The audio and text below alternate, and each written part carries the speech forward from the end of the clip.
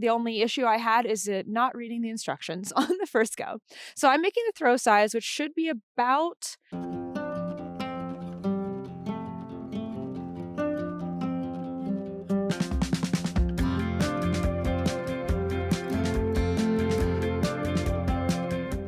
Hey everyone, it's Natalie, also known as Knitty Natty. Welcome to episode 226 of the Love and Stitches podcast.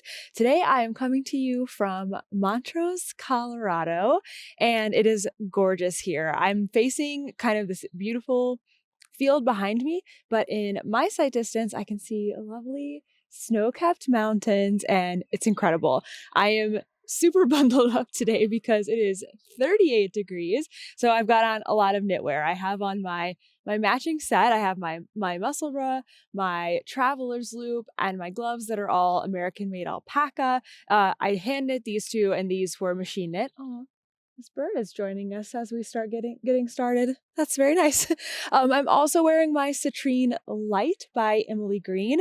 I will make sure to link all of these projects down below. I also have a long sleeve wool t-shirt underneath this, and I have my Hexie Blanket in my lap. Oh my gosh, that just made me so cold. But we will get to that in just a little bit. I am so excited this week that I have new projects to share with you. One is brand new. One is like coming back in after almost a month of not working on it. It feels so good to be caught up on some of my other projects, finishing some things, and I just have that creative energy this week that has been, I think it's going to be evident in my projects. So let's just get right into it. First up, I have two finished objects of the same thing. So I wanted to start a project that was really great for hiking after I finished all of my different socks that I was working on.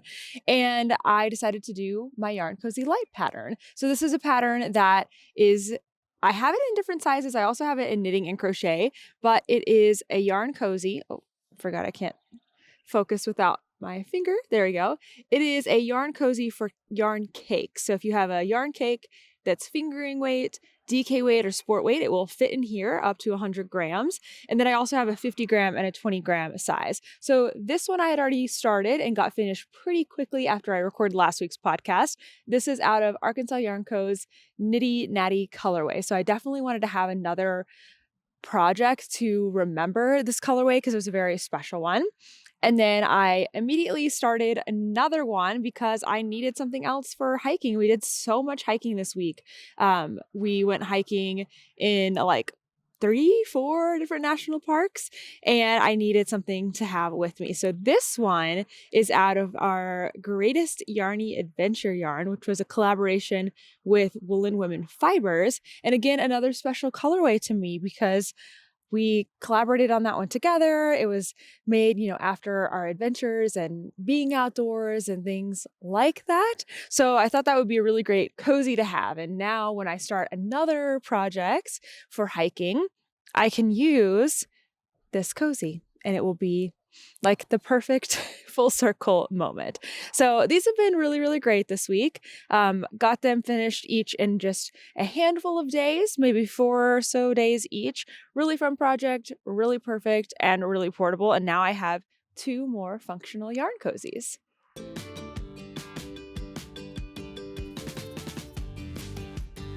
So after I'd finished the yarn cozies, I really needed something else that I could work on as a portable project. So this kind of started out as something that maybe I would use for hiking, but I also have so many scenarios in my day-to-day life right now where having something simple, relatively small is perfect. So when we're riding in the car or when I'm, it's late at night and I don't have the brainwidth, clearly I don't have it right now. I don't have the bandwidth to do something more complex.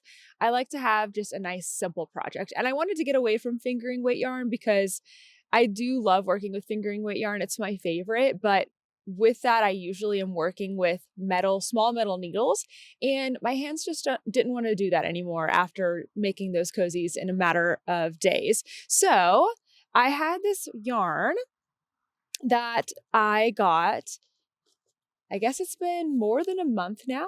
When was that? Sometime in March, that I got on the Bay Area yarn crawl. from the Royal Bee Yarn Company.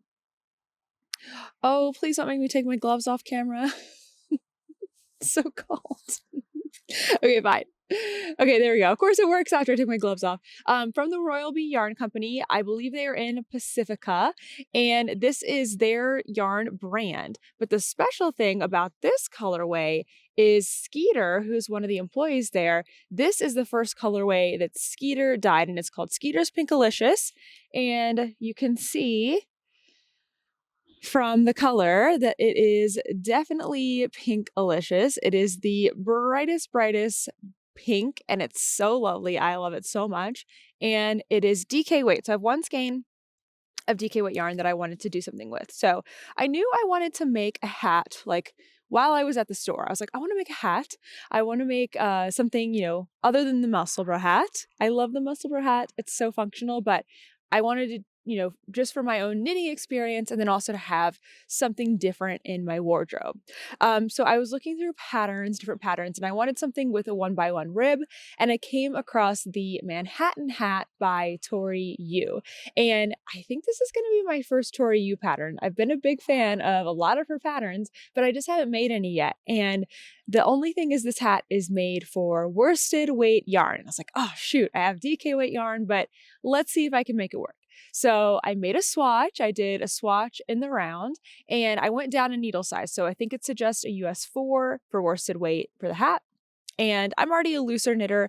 A lot of times I do have to go down in needle size. So I figured I'm doing DK, I'm a looser knitter. Let me try on a 4. So as I was swatching, I was kind of testing for, could I get close to the gauge? Do I need to make any adjustments to the cast on? And also, do I like the fabric that I'm making? So after I made my gauge swatch, it wasn't huge, but I went ahead and blocked it, or I washed it and laid it flat to dry.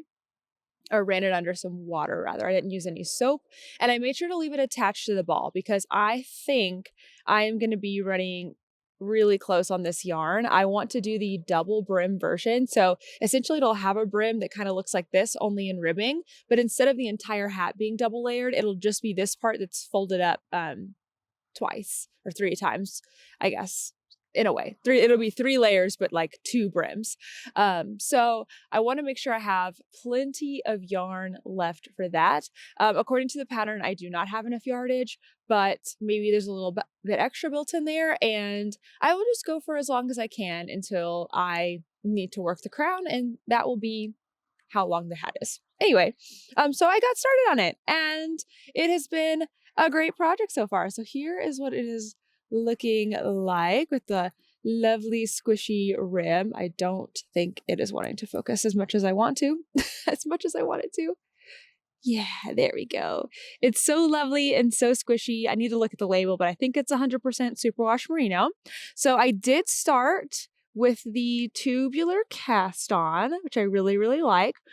Also, I said this whole bit about gauge, and then I didn't even say if I got gauge. So ribbing is really hard to tell if you have gauge, but I think I'm really close. So I feel good about getting close enough to the stitch gauge that the pattern has that I went ahead and just went with the adult medium, which looks like a good fit for my head measurements, and cast that one on. So I did the tubular cast on, and now I'm just ribbing for a long time to get this double brim. Now you may notice I have two needles and I have 2 yarns. So let's talk about that.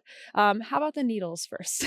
So I do not have 16-inch needles for most yarn sizes anymore. I decided to donate my set to somebody else when I was rearranging my needles about a year ago. I'm a little bit regretting that now because I think at that time I was barely using 16-inch needles. 16-inch needles were kind of bothering my hands and my arms. And so I'm like, I don't need 16-inch needles. I can either do 2 circulars or I can do magic loop, and that's totally fine. And so I just got rid of the 16-inch needles. And lately I feel like I've been doing a lot of hats, and I've been using 16-inch needles with really no problems. No, it doesn't bother my hands anymore, or my arms. So I ran across that problem actually with this hat. I used a size 3 needle, and I hemmed and hawed about buying a new needle, which is so silly. I was going to spend hours working on this hat, and I couldn't buy like a $12 needle. So I ended up buying the needle eventually, and that made me happy.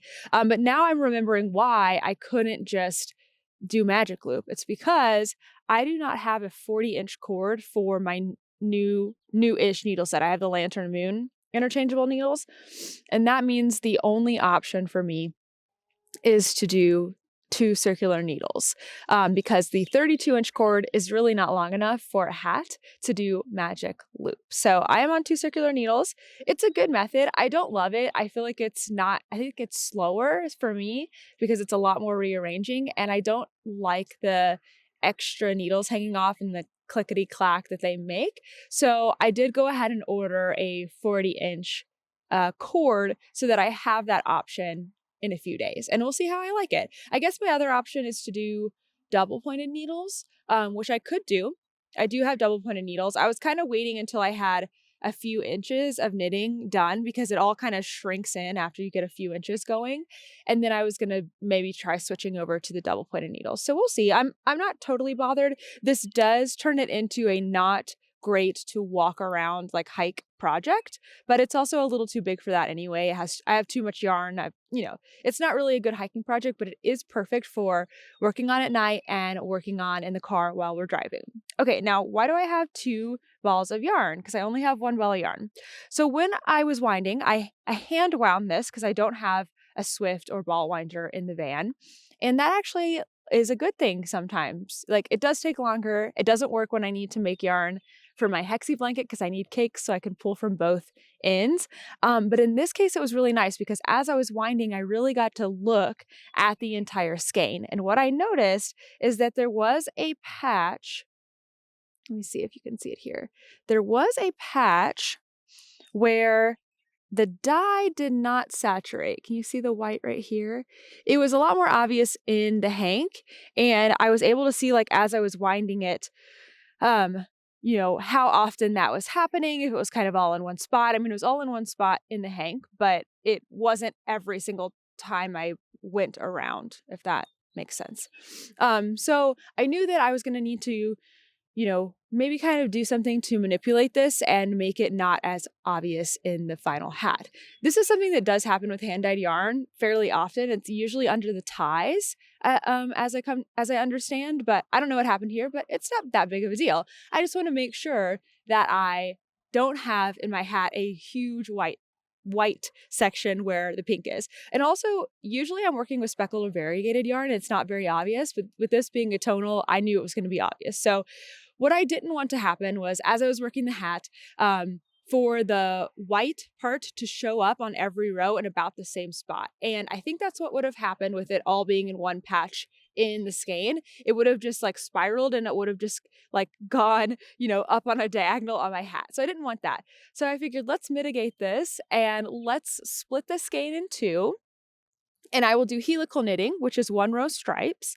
And that way it won't line up. Like, it will still be a spiral for each skein, but it will be every other row, and also it will be dispersed, and also the beginning of round moves every round. So I figured helical knitting was going to make this much less obvious, and I think it's working so far. I do see a hand, like the tiniest little spots. I don't know if you can see right here, there's one. And I don't know, somewhere else, but it's really dispersing them in a way that I think is going to be negligible. You're not going to see it at all. So I'm really happy with how that is going. So yeah, that is the Manhattan hat. I have a feeling it's going to move pretty quickly for me because this is one of only 2 projects really that I'm working on right now. The next one is a fun one, and it is a crochet project.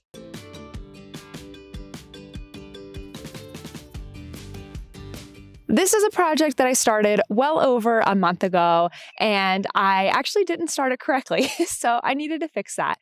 But it was also something that was, okay, it's a crochet blanket, and I already have a crochet blanket that I'm working on that I had lots of yarns to catch up on. So my plan in the back of my mind was get caught up on the Hexie Blanket, then I can come back and enjoy this one. So this is the Blanket of Knowledge. It's a really, really cool thing. It is a subscription from Hot Springs Fiber Company where you get either a sport or DK weight yarn every single month. There's also 8 different like color schemes to choose from, and the one that I have is all pink, so it's called Serenity, and it's really pretty. But there's tons of other ones. Some are more multicolored than others, some are more tonal. There's one that's like all blues, and they're all based on photographs that Tracy, the dyer and the owner of Hot Springs Fiber Company, took those photos. So it's a really cool thing. Not only that, not only yarn every single month for a blanket, but also there's a knit and crochet blanket pattern, and every month you get the next set in that pattern. So you can work it in either squares or strips if you don't want to do any assembly, and that was my plan, to work strips. So when I first, and also I got the crochet version because my hope with this pattern is to learn lots of new crochet stitches. So I am working currently on the February colorway and the February pattern for the crochet version. So what I thought was that you started the strip from like the side and worked it across, and then there's a mini skein, and I thought you took the mini skein and then worked like horizontally across the whole thing and then worked the next strip. I don't know how I thought you were going to attach them with the mini skeins, I guess. But anyway, that was wrong. I was wrong about that. You're actually supposed to cast on this way. So you're supposed to chain the width of your blanket and then you work your rows across, which actually makes a lot more sense. Whatever, I wasn't thinking straight. So I decided to turn my incorrect cast on into a swatch, to swatch for gauge so I can figure out how many to chain, because it's very customizable however big you want your blanket to be, and also to practice this stitch. Look at that. Doesn't that look cool? Oh my gosh, actually, it does look really, really cool. So I wanted to practice the stitches and also, work on gauge a little more. Oh gosh, sorry, we're really backlit now. So that's what I turned this into. So in the February pattern, there's 3 stitches. There is the star stitch. You know what? I think I'm showing you the wrong side. I'm still not as confident in crochet. But yeah, there's a star stitch there on the bottom. I've got some single crochet through the back loop. And then this is called, I think it's called the lover's knot or Solomon's knot. So this is the one I really needed to practice. Isn't that fun? I have learned that I don't need to make them quite as big. So I will be kind of rectifying that on the real thing. So I did this. This took me, I think a handful of nights, 2 nights. I practiced this and played with this and made sure I had the pattern down. Then I had enough brain space to actually start my pattern. So I'm using the sport weight yarn, and I decided to do, what is it? I think it was like throw sized. I'm a little afraid to go through these papers and one of them blow away. You know what? I'm not going to do that right now with my gloves. But there's an instruction page that comes with your first box that says okay, here's what you need to do in order to do a gauge swatch and how to do the math to figure out how big to make your blanket. It's not complicated. It's very easy. So I did that. The only issue I had is not reading the instructions on the first go. So I'm making the throw size, which should be about 53 inches in width. So I started with a half double crochet foundation chain, and I didn't have to look up the instructions because I remembered how to do it. So that felt good. So it's this big, very big. And then I have just completed 1 row of the star stitch. So I'm starting to come back across. Anyway, it's very fun, very enjoyable. This is February. And now I will be taking the swatch out. This is coming from the inside of the skein. This is coming from the outside of the skein because I wanted to be able to show you my swatch and not just show you a picture of it like my hat. So I kept it attached. And then this one is March. And then April I haven't been able to get yet because I have been nowhere that I can receive mail. So Tracy's tried to send it to me a couple of times and I'm like, I don't know where to tell you to send it. So I will be getting March soon and hopefully May's as well. But I will leave the link down below, obviously for the project, but also for the Blanket of Knowledge program. If it's something you want to check out, you can join in at any time. It doesn't matter. I started in February of this year. You can join in April, or I'm sorry, not April, because that's already about to be over. You can join in May, anytime between May 1st and May 14th, I think, possibly May 15th, but I'll include the information down below so that you can check it out if you're interested.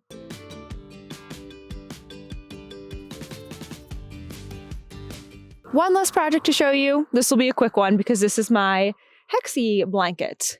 And I'm cold and I don't want to take it off me for very long. So I've only added one Hexie this week because I'm all caught up as of last week. And now as I buy new yarns to go into this blanket, I can just add them right in, which is such a joy. So this is the Summer Fade Hexie Blanket by Mallory Crawl. I've made some modifications to it. The most important of which is I've added a 5th round to make the Hexies bigger. And it's a solid Hexie round. So I do like a solid round of double crochets as I add it to the blanket. So this week we were in Utah for most of the week, and we ended up in Moab for a couple of days, and we were just driving around the town, and Kent's like, hey, there's a yarn store here. Do you want to go? And I'm like, all right, let's go check it out. And so we got to meet Kathy, who's one of the owners. It's her and her sister. Oh, and that makes me remember now, I forgot one thing in the van to show. That I got there. I got a skein of yarn and something else. But anyway, the store is called Desert Thread, and it's a cute little yarn store in Moab, and they have their own hand-dyed yarn. And the most fun part about it is that the label says that it is, let me see what it say. It says hand-dyed and baked in the desert sun. So I asked, do you actually make, like, are you hanging your yarn outside to dry? Like, what does that mean? And Kathy said, yes, they're hanging their yarn outside to dry when the weather is appropriate, but also in the summertime, they take their pans outside and they cover them in like plastic wrap, and it will get hot enough, the sun will get hot enough to heat the water up to a high enough temperature to actually allow it to take the dye, allow the yarn to take the dye. So it's like literally baked in the sun, which is super cool. So this color that I got is called Blue Sky, which was, it was their only fingering weight yarn that they had right at this moment. They were about to dye some more, but I also figured it was a really good colorway to kind of, you know, make me remember Utah, because we did see so many beautiful, what am I trying to say? Landscapes, but also the sky is really pretty here. I know Montana is technically big sky, but you can have a big sky in other places too. So anyway, I added that one in.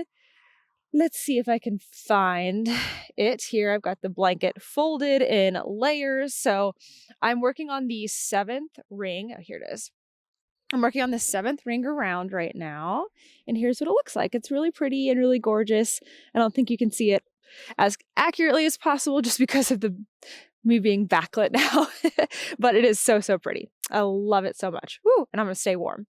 Somebody asked me this week on Instagram if I could show how I'm crocheting them with 2 strands. So this is a DK weight pattern, but I'm buying fingering weight yarns, and then I'm pulling from the inside and outside of the cake to hold it double and make a DK weight. And that is working really, really well. So I figured I can't like show you right now how to crochet it. Also, the designer has a full tutorial on not only how to crochet these, but how to join them together. I just made a knot. Okay, there we go. I like to put my the yarn through the label because I'm sending all the extras home. And you know what? I'm not going to take it off because that took me a while.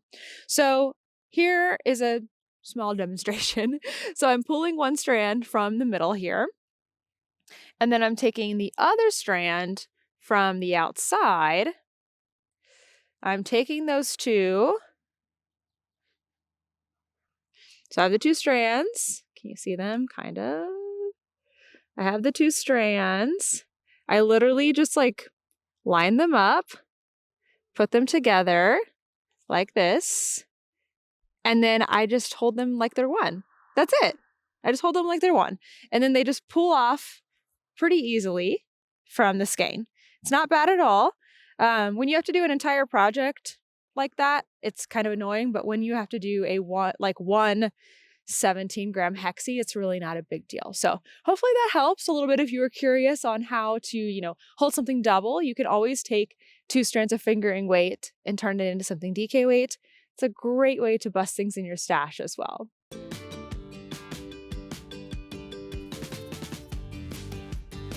If the light looks a little different, it's because I just realized as I'm cleaning up that I forgot to share a project with you. So I'm going to do that real fast before my fingers freeze off. Okay, so this is a sock that I'm working on. The Vanilla is the New Black sock by Anae. Oh gosh, Fletcher? Does that sound right? I already put my notes inside. Anyway, I will have it on the screen. But this is Desert Vista Dye Works in the colorway A Quart Of. I've already finished the first sock, and then I didn't work on them for a while because I was reading the last A Court of Thorns and Roses book. And I worked on that sock while I read that book. And then I was like, okay, I'm going to put these socks away. And I'm going to get them back out when I start to read another Sarah J. Maas book. And I started reading the, what is it called? Why can't I think of it? Bryce Quinlan is in it. I'm currently reading it. Anyway, it's another Sarah J. Maas book. I don't know why I can't think of it. Probably because I'm so cold right now. But I started the second sock when I started that book, and I took a little break from reading it. It's something that's it's taken me a while to get through. It is picking up now, but I read a couple other books and then I came back to that. So now I'm officially working on these again. I've done quite a few stripes this week. I can usually do about one stripe while I'm reading, doing my 30 minutes of reading in the morning, something I'm about to go do right now as soon as I warm up. But it's been really, really fun. So these are something that I will be probably working through, having some more progress on next week. I'm getting really close to the heel. I have one more stripe to do. Actually, let me show you the first one. I have one more stripe to do, and then I will be starting on the heel increases, which is so fun. Okay, not much more to say about that one. Sorry, my brain and my fingers are frozen.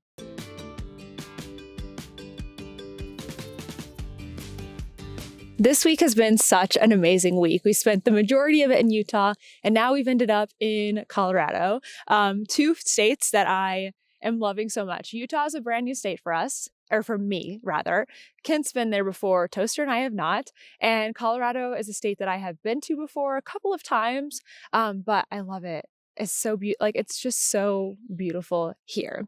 So it's been another jam-packed week with lots of national parks. So I have a lot to share. So let's get right into it. On Sunday of last week, we drove the beautiful Utah 12. It's Scenic Route Utah 12. And it was just absolutely stunning, the views that we had. As we were driving up a mountain, we saw a sign for a coffee shop called Kava. And I was like, a coffee shop in the mountain? It was the day that I recorded the podcast. I do get up pretty early to record these. So I was like, we're stopping for coffee. So we stopped. It was gorgeous. And the coffee was really good as well. We then got to our beautiful campground in Utah, and we just had a work day because we had a lot of work to get done. It ended up being a super, super long day, but success. It was a success. On Monday, we got up early to go to Capitol Reef National Park. This was one we had no clue what to expect, and it ended up being like, I would say we went to 5 Utah parks. It's probably in our top 3. It was awesome. We started with a viewpoint. It was super windy and cold. There was a guy there that was waiting for the sun to come like rise over the cliff. It was already light outside, but the sun hadn't come over I don't really want to call them mountains, but anyway, so he was there waiting to take a photograph, and he offered to take our photo. So we're like, sure, take our photo. So we actually got a picture together, which was really nice. We then did the scenic 20-mile drive in the park. There's a downloadable audio tour with different numbered stops. So that was really fun to kind of listen to and learn about the history of that park. There is a town within the park called Fruta, and it was settled by, I don't want to say this incorrectly. I'm pretty sure this is right. It was settled by Mormons, and they like had all these fruit trees. I don't know if that's why they called it Fruta, but that's the story that I put together in my head after that. There at the end of this 20-mile scenic drive, there is a dirt road that we went down. That's actually where we ended up taking our picture for our van tour because it was just super, super cool. We then did a trail. We did a couple of trails. The first one was in a river gorge. There were petroglyphs and old graffiti from as early as the 1800s and early 1900s, which is very, very cool. A lot of times we're seeing, petroglyphs that are even older than that, which is awesome. But this was, it felt like more of a connection because we're seeing people writing their names and the dates. And it was just interesting to imagine people coming through here like young, teenagers or people in their early 20s that are like, I'm going to like carve into the rocks. You are not allowed to do that anymore. I don't know if they were allowed to do it then, but it is absolutely prohibited to leave any trace in a national park, especially carve into a rock. But it was still cool to see. We then did on that hike, we hiked up to something called the Tanks. It was a small pool of water and there was these tiny little shrimp in there. Now, the best thing I think about Capitol Reef is that they have the orchards still there from when people were living there. So they have these orchards, these fruit orchards, and they make jams and pies and cinnamon rolls. They also had coffee. So we got some pies. I got strawberry and rhubarb, and it is the best pie, I think, the best fruit pie I've ever had. It was absolutely delicious. They also had crocheted, quilted, and woven items, which I thought was really, really cute. So it was a fun little shopping experience. Usually I'm not like a gift store person, but that one was pretty awesome. Now, the next day on Tuesday, we were doing a second day at Capitol Reef. So we packed up our campground and we headed out much later, about 11 a.m. We did 2-mile hikes that day, and it's not as great to start a hike later in the day. It is much warmer, much hotter, but it was still fine. The first one we did was a wash, where you could really see like the canyon and everything. It was spectacular. And then the second one we hiked up to an arch, which was very cool. I can't remember if they called it a bridge or an arch here, because we did go to arches, the actual arches the next day, but it was the same kind of thing. An arch. We then drove to Love's for the night, but first we got a little ice cream treat and did a little work outside. On Wednesday, we went to Arches National Park. I got a couple of videos driving in because, again, just the landscape everywhere in this part of the country is stunning. Our first trail was a 3-mile round trip to Delicate Arches. There was this one part of it that was basically just this huge rock slab. I think this is the first of many times that we were hiking on like a rock slab. We just didn't know it yet. We were going to do that later in the week. It was a crazy long incline. It was strenuous. It was hard to get up, but we did it. I did take a picture where I'm like pointing down to where the car is. So we came up quite a ways. But at the end, we were rewarded with this amazing arch, which ended up being the thumbnail of this podcast. I think I haven't decided yet. We then did a 1.8-mile loop. I have no other notes on this, so I don't remember, but enjoy the photos. We've just done so many hikes this week that it's hard to recall every single thing that we have done. Okay. After that, we went to our sleeping spot for the next 2 nights, which was so cool in Moab, Utah, again, where I saw the yarn store. They had this, it's like set up, it's a hotel, but then they also have about 8 spots, I think, for vans only. Or if you have a smaller Class C, you can fit. And it's just a parking spot. But then inside they have a pool, they have a fire pit, they have all this outdoor space. They have really nice showers and bathrooms. Like usually when you're staying at a campsite, you go into like a sort of like a public restroom situation where there's stalls for toilets and then stalls for showers. And that's already fine. But this one was like a single restroom that had the toilet and shower in there, more like a truck stop or something. So that was really nice. So nice to have a private bathroom. The hangout space inside was also really great. I ended up working in there for a little bit the next day. I brought toaster in with me. The whole thing is dog friendly, and they also had free laundry. So this place was super cool. On Thursday, we drove into Canyonlands, another place we didn't really have expectations for. Like we'd heard of Zion, we'd heard of Bryce, we'd heard of Arches, but Capitol Reef and Canyonlands, we were like, what's going to happen here? And they both ended up being amazing. Canyonlands, I think, is our top Utah National Park. It was so fun. We did the coolest hikes that were just spectacular. And the canyons, I have to say, I liked it better than the Grand Canyon. It's not as big of a canyon, but it's like you see more. Anyway, You'll see the pictures. So we warmed up with an overlook. The overlooks were super cool. You walked over like along the cliff edge. It was amazing. The next trail we did was called Upheaval Dome. It was a fantastic trail. I think it's one of my favorite trails we've ever done. It wasn't like super hard, but it was really, really fun. Oh wait, sorry. This is the second trail. The first trail I think was one of my favorites we've ever done. The second one was also very cool. That was Upheaval Dome.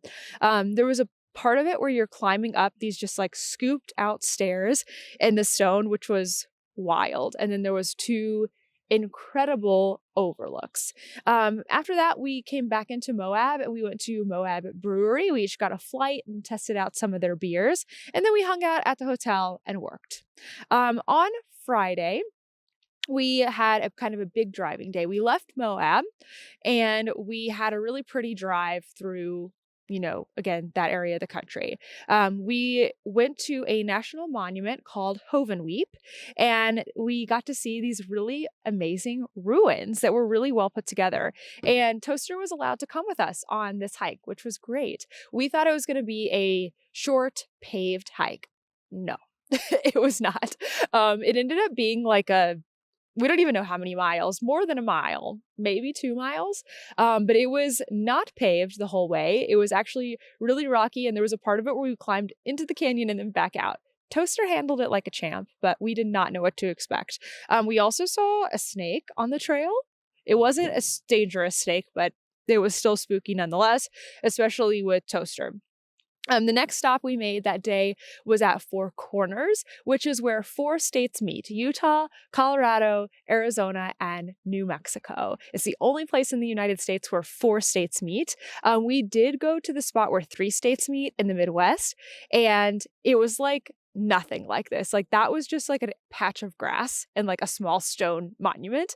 This was like a full on, like you had to pay to get in. It was $8 a person. And there were stalls everywhere of the, I think it is the Navajo nations. But it was really cool. And they also had a bunch of food stalls. They weren't open. I think they're probably not quite in season yet, where it's going to be warmer and everyone's going to be coming out. But it was a cool experience. And then like the actual 4 corners where all the states meet is a really well done, it's concrete, but then they have on each side, each state, they have a platform that's raised so you can like take a picture of somebody down there. I don't know. I just thought it was really well done. And because it's on native land and you pay to get in, you're, contributing to the income for that community, which is also very cool. And then they had the stalls all the way around. And so somebody I chatted with said that when they went there, they bought something from all 4 states, which is, I think, a really cool thing to do. Anyway, that was very neat. We then got to Cortez. I think at that point we were in Colorado. Yeah, we got into Colorado on Friday, stayed in Cortez and had dinner at this local place called Burger Boy. It's a drive-in, and I had a really delicious mushroom burger and everything was really good. So we enjoyed that. Okay, that brings us to yesterday. We also had a big, long driving day and a stunning drive, but we actually started out the day at a national park. So we went to Mesa Verde National Park. When we first came in, I was like, this is not very exciting. Like compared to all the beautiful places that we had been in Utah, I'm like, we're getting spoiled now. We're getting spoiled now, and this is not that exciting. But we did come in and just drive this huge road up, and we got to 8,500 feet in elevation, which was crazy. We first got out. We didn't do this hike, but I wanted to take a picture of this sign because it was like, this is a strenuous trail. You need to be able to like climb in, out, blah, blah, blah, like all these things. And we were like, whoa, we're not ready for that today. We're sore. We're tired from all the hikes that we've done. We're just going to take it easy. We did hike. We walked down a little bit into this hike. And that's when we were like, okay, that's what this park is about, as we saw our first ruin. This park has the best ruins, I guess you can say, the best preservation of buildings that I have seen so far. And they were so cool, like so cool. There were pit houses, there were pueblos, there were I can't talk.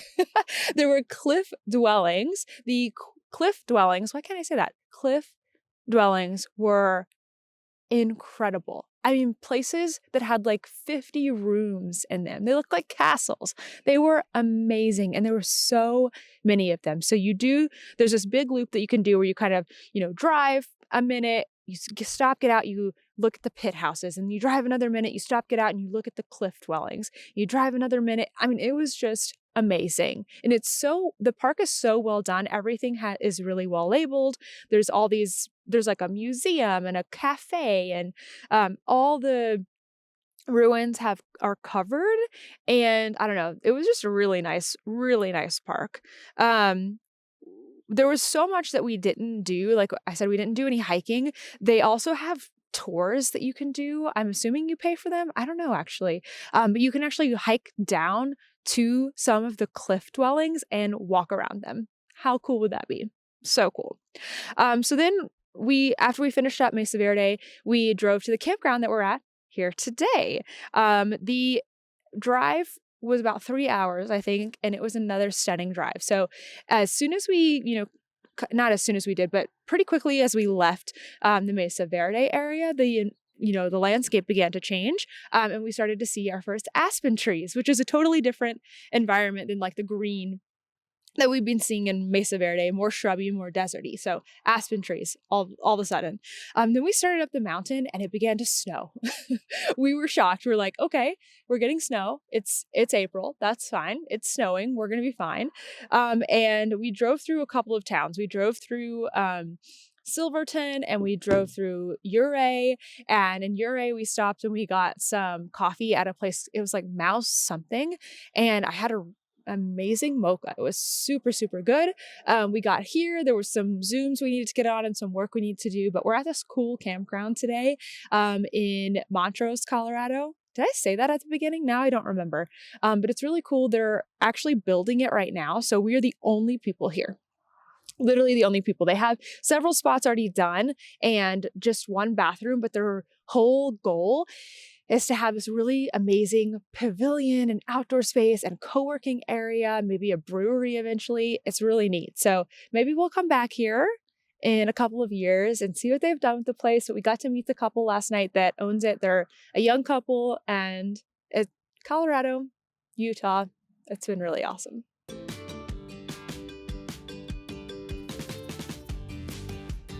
I think my fingers are about to freeze off. I am so cold. So we're going to get through this new segment nice and fast. And then I'm going to go inside and make some coffee and warm up. I don't even think I can knit right now. My fingers are like so stiff. Okay. So the new video this week is a spring tops video. So I have been narrowing down what spring tops I want to make, and I share that list with all of you along with like a lot of different details about those patterns. So check that out. And then if you do watch that video and you have some other spring top patterns that you want to share, add them to the comments so that it's just a really nice big resource for anyone who's looking to make a spring tee. I'm probably going to do another video like this for summer tank tops later on in the year, so be on the lookout for that. But coming up for next week, I'm going to be sharing a tutorial on how I fixed my socks when I made them too short. So how to pick up stitches, how to rip back, and add more rows to a sock, but also you could do this on other projects. It's a really useful skill to have, something I've used way more often than I like to admit. All right, the muscle bra hat is currently 20% off with my code Knitty Natty 20.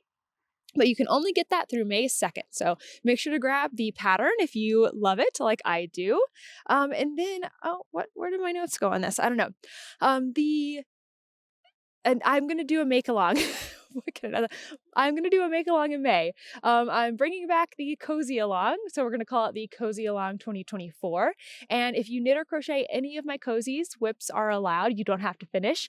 In May, you can participate, but I'm bringing in a special guest this year. So you may know Leslie from Knit California. She just released like last week an e-reader cozy pattern. It's perfect for your Kindle or whatever e-reader that you have.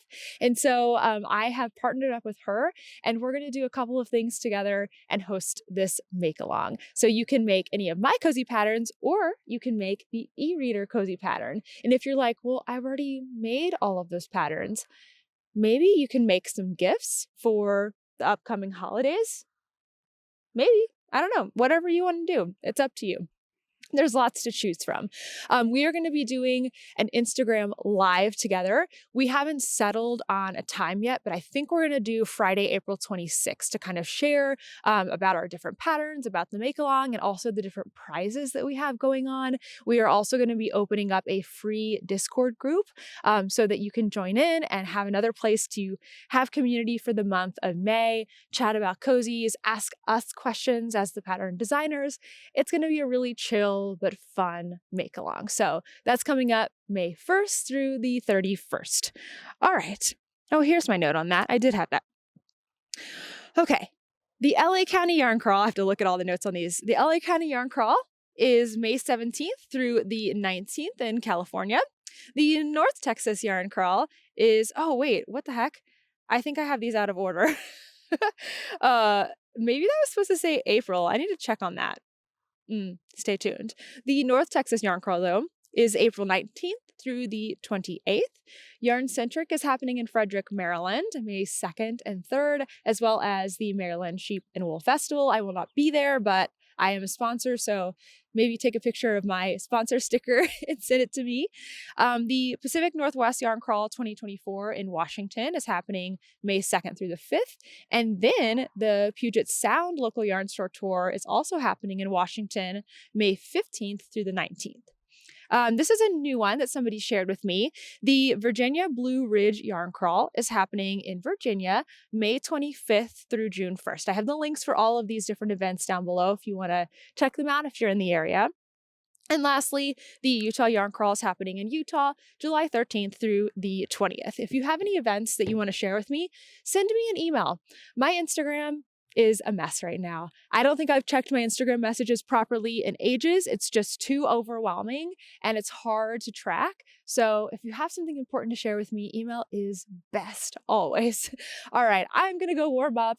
Thank you so much for watching, and I'll see you in the next one. Bye.